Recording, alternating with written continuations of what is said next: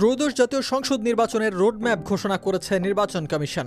ঘোষিত রোডম্যাপ অনুযায়ী ত্রয়োদশ জাতীয় সংসদ নির্বাচন অনুষ্ঠিত হবে 2026 সালের ফেব্রুয়ারি মাসের প্রথমার্ধে এবং তফসিল ঘোষণা হবে চলতি বছরের ডিসেম্বরের প্রথমার্ধে। এই হিসেবে রমজানের আগেই অনুষ্ঠিত হবে নির্বাচন। তফসিল কবে, ভোট কবে হবে এমন প্রশ্নের জবাবে নির্বাচন কমিশনের সিনিয়র সচিব বলেন, ভোট গ্রহণের 60 দিন আগে তফসিল দেয়া হবে। আমাদেরকে প্রধান উপদেষ্টার দপ্তর বলেছে আগামী রমজানের আগে ভোট করার জন্য।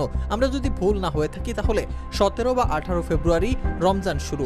আবার রমজান তো চাঁদ দেখার উপরও নির্ভরশীল। এভাবে আপনি নির্বাচনের তারিখ বের করতে পারেন।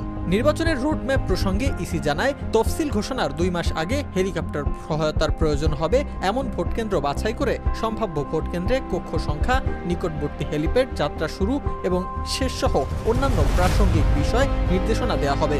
এছাড়া তফসিল ঘোষণার 10 দিন আগে নিকটবর্তী টেক অফ ও ল্যান্ডিং স্টেশনে নির্দিষ্ট সম্ভাব্য ভোটকেন্দ্র ও কক্ষ সংখ্যার ভিত্তিতে যাতায়াতের জন্য ভোট গ্রহণ কর্মকর্তা নির্ধারণ করা হবে। দীর্ঘদিন ধরে একাধিক রাজনৈতিক দল নির্বাচনের সুস্পষ্ট রোডম্যাপের দাবি জানিয়ে আসছিল।